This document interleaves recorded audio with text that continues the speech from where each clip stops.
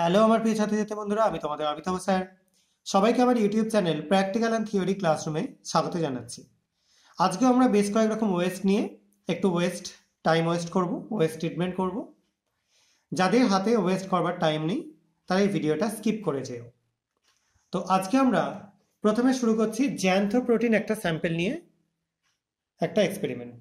এখানে আমরা জ্যান্থোপ্রোটিন একটা স্যাম্পল প্রথমে নিয়ে নিচ্ছি। এটা যথেষ্ট বেশি পরিমাণেই রয়েছে। আগের দিনে এটাই ওয়েস্ট ছিল আমাদের একটা, সেই জন্য বেশ খানিকটা আমরা নিয়ে নিলাম এই জ্যান্থোপ্রোটিন স্যাম্পল।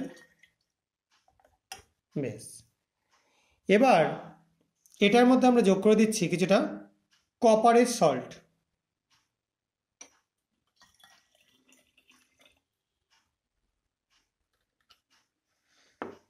এরপর এর মধ্যে যোগ করে দিচ্ছি আমরা কিছুটা আয়রন ক্লোরাইডের স্যাম্পল।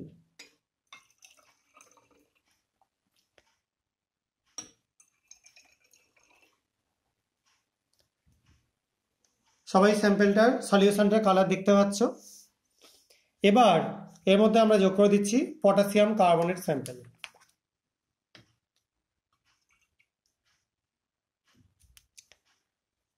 দেখো, যোগ করবার সঙ্গে সঙ্গে কি পরিবর্তন হচ্ছে তোমরা দেখতে পাচ্ছ। দেখো, আরেকটু যোগ করছি। যে জায়গাটা এই স্যাম্পলটা গিয়ে পৌঁছাচ্ছে সেই জায়গাটা দেখতে পাচ্ছ হালকা সবুজাভ হয়ে যাচ্ছে এবং ওপরে প্রচুর পরিমাণে বাবলস তৈরি হচ্ছে। তো আমরা এবার এর মধ্যে যোগ করে দিচ্ছি কিছুটা আয়রন থায়াসায়ানেট স্যাম্পল।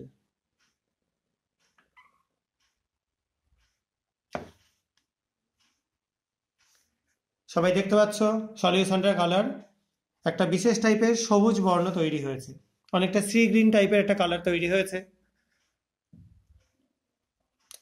এর মধ্যে আরো কিছুটা পটাশিয়াম কার্বনেট আমি অ্যাড করে দিলাম।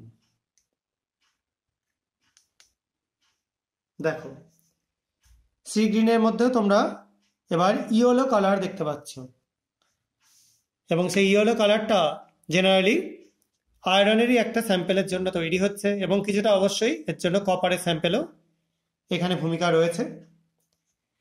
এবার আমরা লাস্টে যোগ করে দিচ্ছি ডাইলিউট HCl।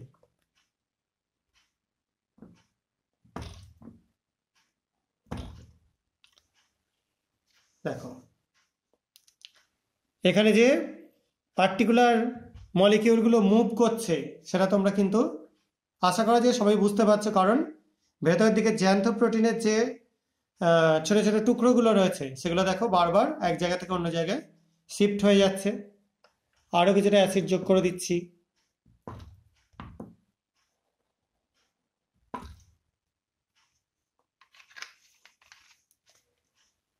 দেখো, ওপর থেকে একদম ফ্যানাল লেয়ার বাইরে বেরিয়ে আসতে শুরু করে দিয়েছে। আশা করা যায় সবাই জিনিসটা দেখতে পাচ্ছ, খুব সুন্দর দেখতে লাগে এই জিনিসগুলো। এবং সলিউশনটার কালারটা দেখো আবার একটা বিশেষ টাইপের কালারে চলে গেল। এবার যদি আমরা এর মধ্যে আরো একটু কার্বনেট যোগ করি,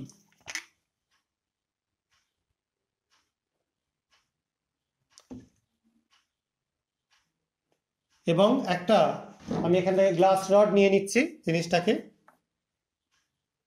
নাড়ানোর জন্য। দেখো, যেখানটা কার্বনেটের সল্টটা রয়েছে সেই জায়গাটা একটা বিশেষ টাইপের ইয়েলো কালার চলে আসছে, দেখতে পাচ্ছ নিশ্চয়ই। এর মুখের ওপরের অংশটা কেমন একটা ইয়েলো টাইপের হয়ে গেছে।